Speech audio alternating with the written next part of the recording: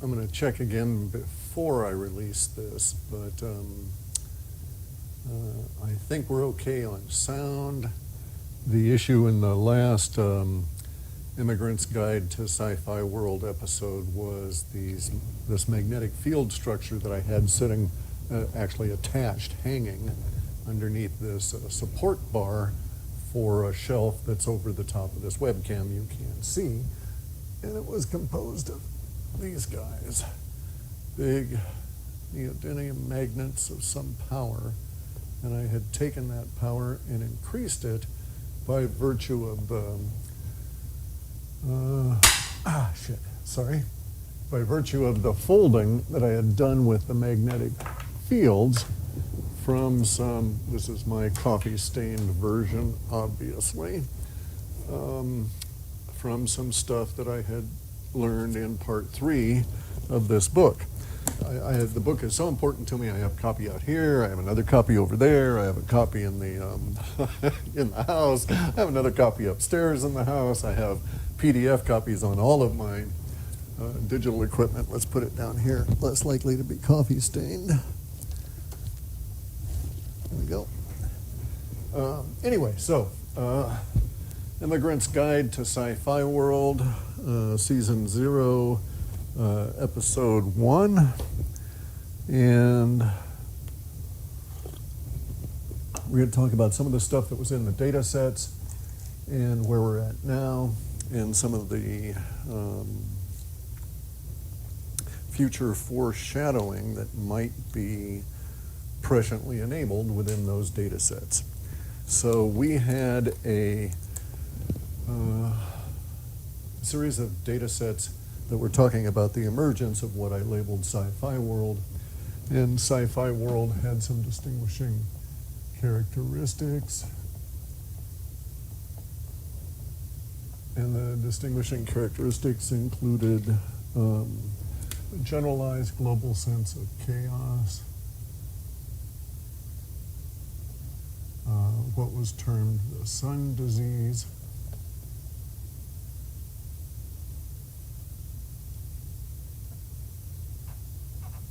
which we can equate with this, and the emergence of secrets revealed,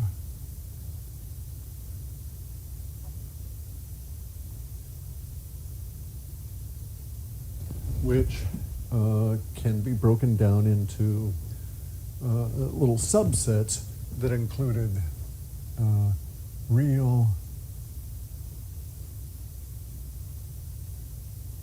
human history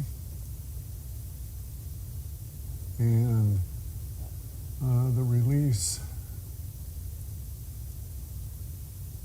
of UFO info and technology. And so that was part of our descriptive sets for what was termed Sci-Fi World, what I coined the term of Sci-Fi World. And we might note that we're in that period of chaos. We have had emergence of sun disease, and many of the other aspects of the smaller subsets of the data have appeared. And we've seen, but we have yet to see the real release of UFO info and technology, but we've seen the little thin wedge, right? The thin edge of the wedge. We've seen the camel's snout underneath the edge of the tent as UFO camel tries to come on in. And so we can feel that it may be imminent, happening, about to manifest, and so on, but it's not actually here at the moment. I mean, we're not actually using any of that new information. We're not building on this and all of this kind of burgeoning that was part of Sci-Fi World, because other aspects of Sci-Fi World that were primary descriptor sets of the aspects and attributes included the idea of combinoric growth.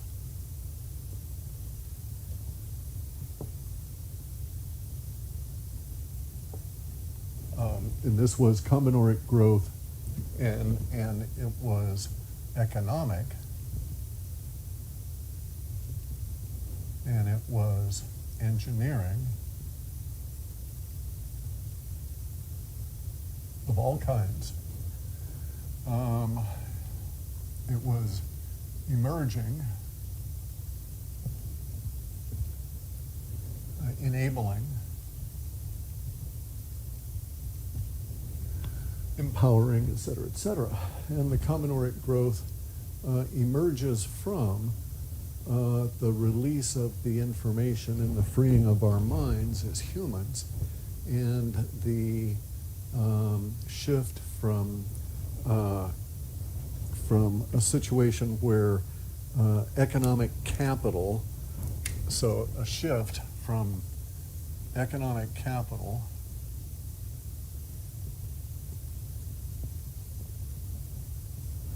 much more of a shift, okay, from economic capital equaling money to economic capital equaling understanding, because the barrier to entry, okay, the barrier to entry to new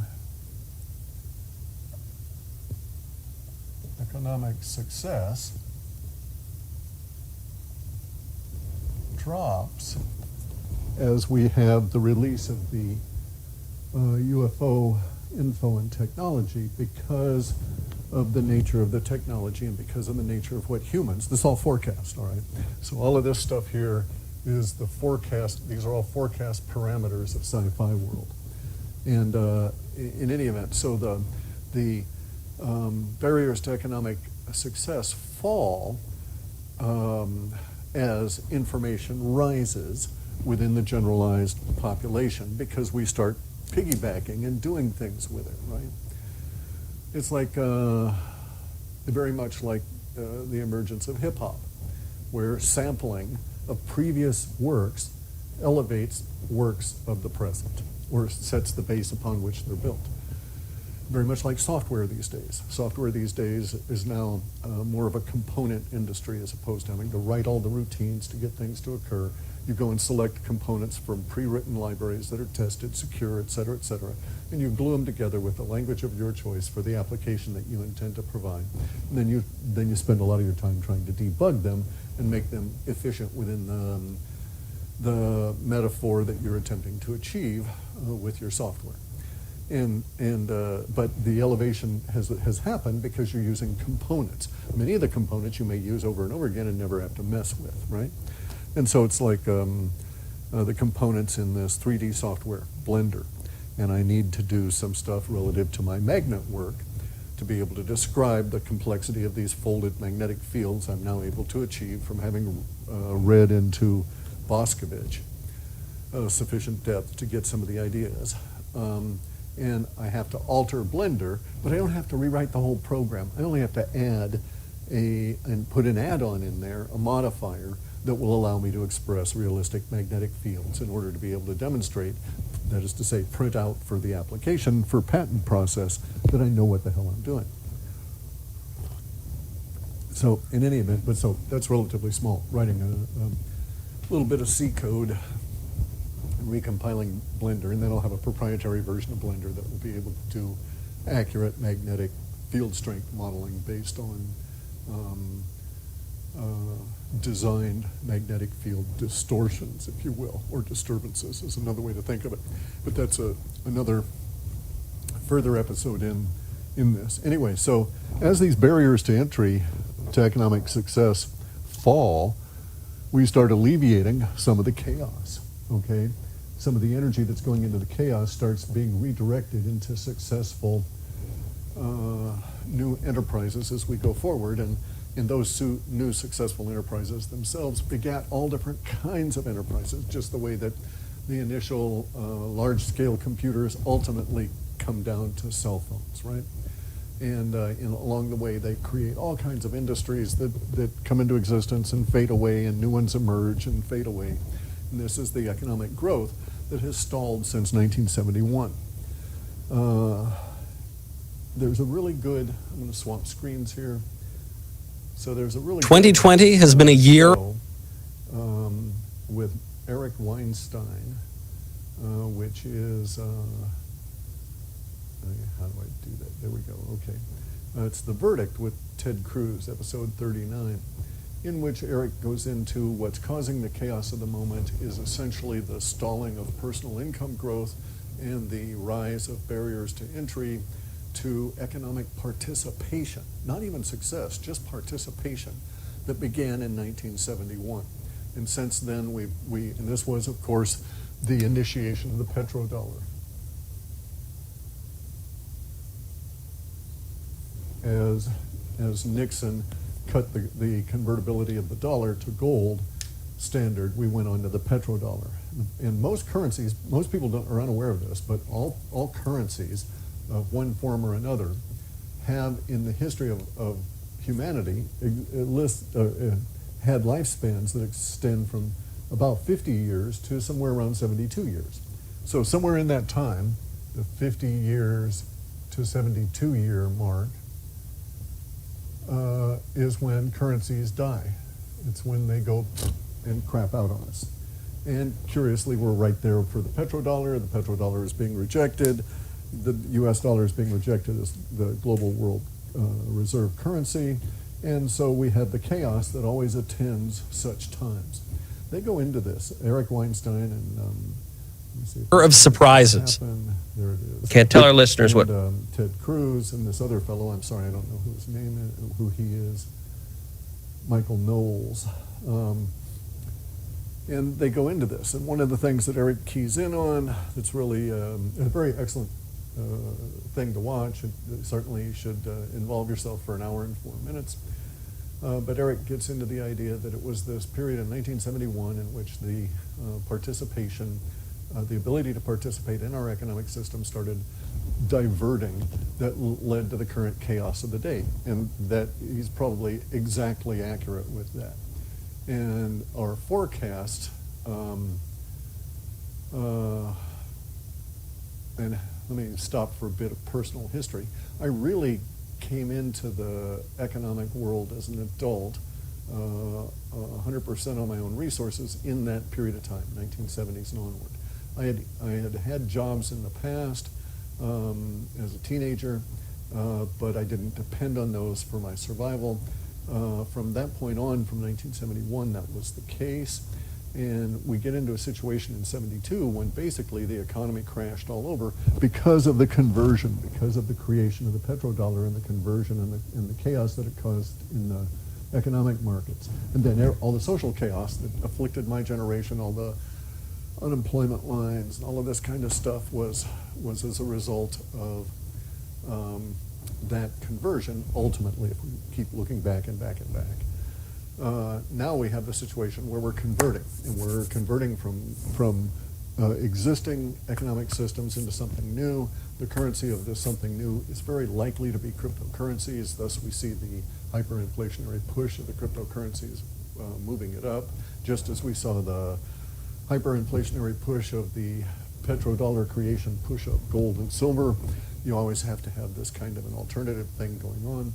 And so we have this understanding, and we can look to Eric's appearance in the show and the discussion that they had, and grasp the idea that much of the chaos that exists now and the origination of Antifa and the breakdown of the social order and the social contract, that a lot of that is entirely due to this breakdown in 1971 that began this process of creating a currency that is now dying. Now, he doesn't get into the depth of the petrodollar and so on. He's just talking about the idea that growth is the underlying limiter that everybody's run into, that's caused the chaos because there was a huge level of barriers of entry that kept getting greater and greater and greater.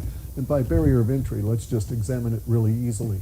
You have a lot of people that have gone to college and have gone into debt for huge amounts of money with the idea that college, with maybe most of them not, but nonetheless socially in the contract, the idea is that the college experience for which they're going to go into debt for the rest of their lives should have prepared them for life as an adult, and B, should have provided them with some kind of value to society that could be compensated for in an economic fashion that would see them through the rest of their lives.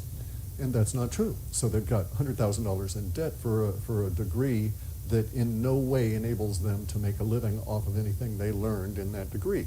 And so that's a huge barrier to entry, to participation. Not only success, but just participation. If you've got $100,000 in debt hanging over you before you even begin, even if you know you're going to go into something that might be successful, like doctoring or engineering or something like this, right? Or plumbing even, right? Who knows? But even if you knew you were going to go into something successful, having $100,000 in debt when you start your career is not the way to begin. And so our society is skewed. It must break. We must have this period of chaos. We've got to re-engineer and restructure our social order to provide participation and remove barriers to entry to new economic success. All right, we don't want old economic success. We don't want to reinvent the 50s, the 60s, the 70s, any of that kind of shit. We don't need corporatism. We don't need any of this. We need to emerge in this new distributed, decentralized, burgeoning, growing, et cetera, et cetera. Now, here's the thing. The sci-fi world, and the reason we're having these discussions, and we'll continue to have them as long as people irritate me enough to do them, and my audio doesn't screw up. These Immigrants' Guide to Sci-Fi World, much of that was very exciting to me when I got into those data sets, because it was all about this idea of combinoric growth, where, dumbass kid in basement A gets an idea, and he presents it on the internet, he develops it enough that a little bit of attention gets to it, and dumbass kids B, C, and D, scattered all around the world, see it, and make up something else relative to it, expand on that idea, reconnect some other dots, and create something entirely new, no longer dependent on his idea. And then their stuff is combinatorically set upon, and we build this lattice work of creative thinking and build off of all of this. Now, okay, so that's a setup. We went 17 minutes. It's a little long. I'd hope to do it in 7, but nonetheless, there we are. That's sci-fi world. These are some of the major linguistic underpinnings of sci-fi world that emerged within the data sets that were captured from 1997, which is when sun disease first showed up, all the way through to 2018, okay? Through and including 2018. These are some of the major memes that we had going there. And we note that the combinoric growth was economically empowering, and it created all new kinds of engineering, and there was all this interesting stuff within the data that enabled the social order to have an outlet for the energy that's currently being expressed in chaos. But curiously, within those data sets, there was an aspect of this chaos that was essential, it seemed. My interpretation could be wrong, but there was a clear connection. Let me state that my interpretation on many of these things has been slightly skewed just based on this, and I'll bring up an example right now. This element I'm talking about was the idea of these riots. All right? So our data sets, going back into 2014 through, maybe even earlier, maybe it was 2012. I'd have to remember, okay? I'd have to go back and look. Through 2016 or 17, had the idea of these global riots, such that specific instances came out in the data. Those specific instances included Rome and Maryland. In the case of Rome, it was the Vatican as the site. In the case of Maryland, it was the NSA. Or I'm assuming the NSA. Let's just say that could be badly labeled. But government, a deep government bunker. In both cases, within the subsets of these things about riots, which I had originally put in there as being food related. Okay, because I kept getting a lot of language about famine, which we now see is actually emerging That language is emerging now as people worry about a giant famine sweeping around the world due to COVID and the collapse of the Three Gorges Dam, which has yet to happen at the time that I make this video, but may well happen within the next 85 days or so. But this famine was a predominant thing that seemed to be related to the riots, was at least temporally related. So these are all TRs, they're all temporally related. And the famine language and the food riots were such that that's how I discussed them within the reports and within the data sets in which I described sci-fi world. Okay, and so in those data sets we had Rome having food riots to the point where people pushed down this wall. It seemed accidental, as though somehow police fighting with people in the street push up against an old brick wall.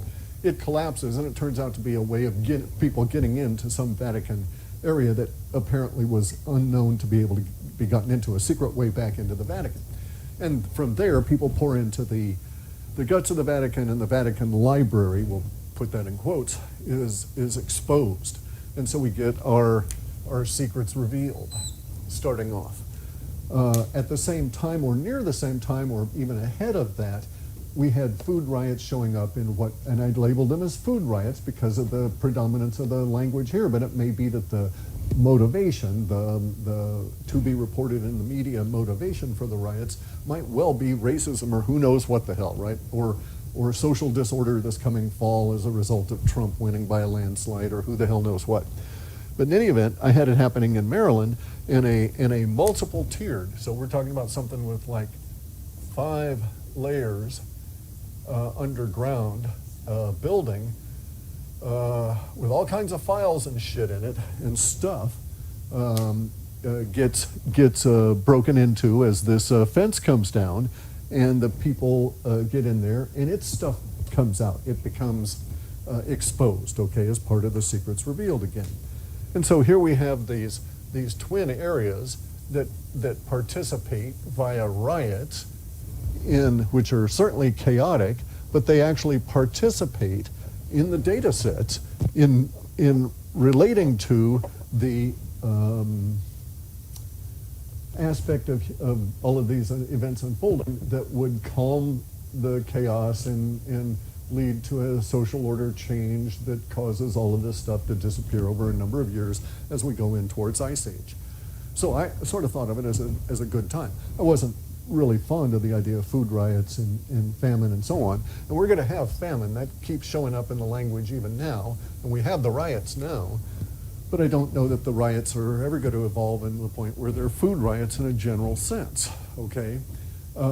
And it may be that our famine and all of this kind of stuff relates more to the sun disease, and it evolves at a slower pace, and it's never really a motivating factor in any of the riots that we see that will ultimately participate in, at least temporally, in the emergence of sci-fi world. And so here's where we could be wrong with this, all right? Because I could be wrong in that the riots are anything other than temporally connected. So we may indeed have riots that cause problems for the Vatican. We may indeed have riots that cause problems in Maryland, and may cause problems for government installations in Maryland, and are in no way going to actually involve themselves with the secrets revealed and so on. And yet we may have the secrets, we will have the secrets revealed, it's already underway, still rolling on. And it was just at the time that they showed up in the data sets, they were temporally linked, and my mind and the interpretation gives them an actual link that it would be causal or near causal. And it was nothing more than a temporal relation in the language that was being presented. That aside, we still have a situation where we do have these things emerging. We do have riots, we do have unfolding language about famine, we do have the unfolding language ahead of the collapse of the dam, we do have the social unrest, the social chaos globally, but concentrated very significantly within the United States. We have the war with China ongoing, all of these things that were discussed in the data sets going back years and years, decades actually, that were part of the larger growth in the data sets, the larger congealing, if you will, around the idea of emergence in 2020. We now know it to be 2020 of sci-fi world that is the offering, or is its own solution, right? So as the Taoists say, as the yogis say, you know, within every problem is the exact description of the solution required. Universe presents you the solution in the form of a problem. And so the universe has presented us a solution in the form of the problem of sun disease and the social degradation, the destruction of the economic system due to the collapse of the petrodollar and due to the existence of the petrodollar and the collapse of the opportunity wave that had led the mass of the USA and was beginning to lead the mass of the developed world from the 1947 period up through 1971 when it ran into a hard wall. All of these things have presented to us solutions to themselves. And the solutions turn out to be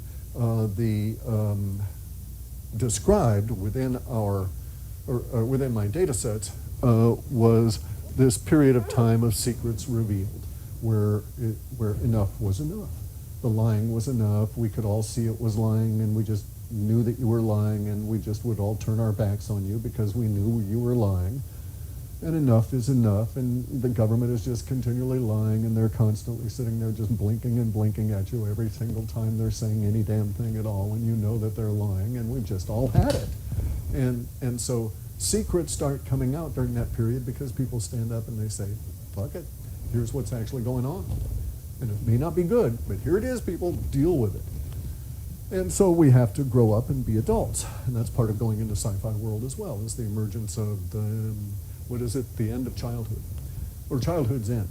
And it's part of my sci-fi theme, right, childhood's end.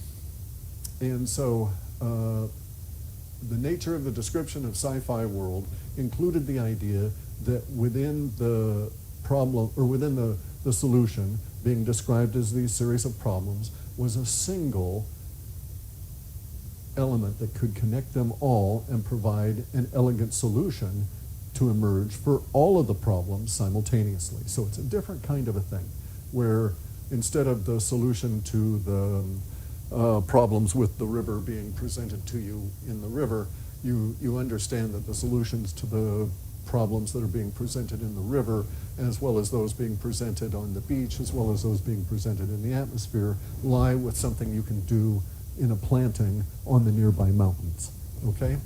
And so it's an elevation of elegance of concept of design and design patterns. And we're going to come to see this more and more as we go forward and we get into this combinoric growth period. And all of it will relate to the idea of the release of this UFO technology. And we're seeing that now with just the bare hint that there exists some UFO technology. And once we get to the point where we're actually in that release. Now, here's where the data sets were very interesting, even back when. As I said yesterday, or 2 days ago with the poor sound, one of the driving forces for the release of the information was always described as desperation. And I had seen the desperation at the time it presented itself within the data sets as being seemingly connected to the desperation inherent in the economics and officialdom. And so, but I thought it was for them to try and maintain their power and not go down in flames as they were eaten, consumed by the outraged mobs. Maybe that'll still play out. Maybe that'll still turn out to be an accurate interpretation of the desperation that we'll see that will be leading to the release of the UFO information and technology. But it was clear within the data sets that this was the way out, okay? Combinoric growth, the explosion, the exponential explosion of technical growth that would occur as a result of the release of the UFO information. which would be temporally linked with the rediscovery of real human history. And that we're going to fight about for a long time, okay, because it really brings up all different kinds of stuff that none of us really want to deal with, but we really need to as animals, as humans, as, you know, thinking minds. And we got to get into all of this shit. Got to get in there and deal with it. But the data sets that described sun disease since 1997 described secrets revealed since 2001. 2000 actually, because that was when the data started being gathered. And so we now know that sun disease, aka CV19, is existent. It manifested. So and we also know that we've had hints. The first UFO camel has stuck his snout under the tent, and we're starting to see some of these secrets revealed. We're now living in a world of chaos. There's no reason to suppose that the rest of this will be any less accurate. In fact, as each of these things falls into place, it tends to build a level of confidence in the other aspects of the sci-fi world part emerging. So in that sense, I'm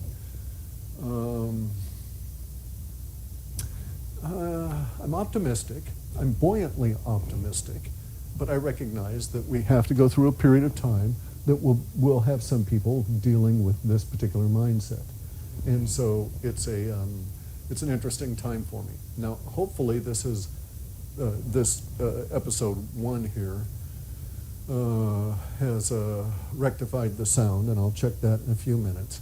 I've moved all of those folded magnetic fields with their magnetic field interplay away from this particular area, which is all, I mean, the problem is my little space is so damn narrow. It used to house an RV, okay, and RVs are not very wide. They're intended to go down the road, be 8 feet. So this bugger is 12 feet wide, basically. And then we have all kinds of stuff in it, so I'm kind of squeezed in here. And so the magnetic fields have a tendency to really get to be an issue. And I'd had it over here. Every time I turned, I saw that it would fluctuate.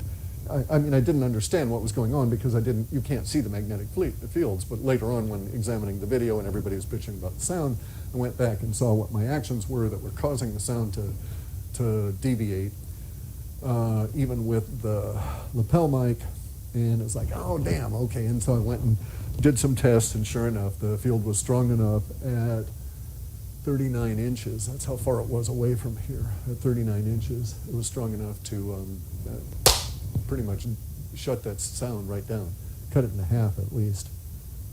Interesting, the things you can do with these disturbed or magnified magnetic fields, which I'll get into at some further point, because I'm still plowing through part 3 of Theoria. Anyway, so there's a whole lot more of stuff in emerging, as we merge into sci-fi world. It's way too much to cover at any given time. I don't like taking a whole lot of time in the summer here. I've got to get ready for this winter and all of the problems that are going to be in existence for the next couple of years as we merge into sci-fi world. The sci-fi world period, if we want to think of it that way, is probably seriously going to be, say, 4 years. So we're at year 0. And we'll go out to 2024, and at the end of 2024, from that point on, we'll be able to say that it's been manifest.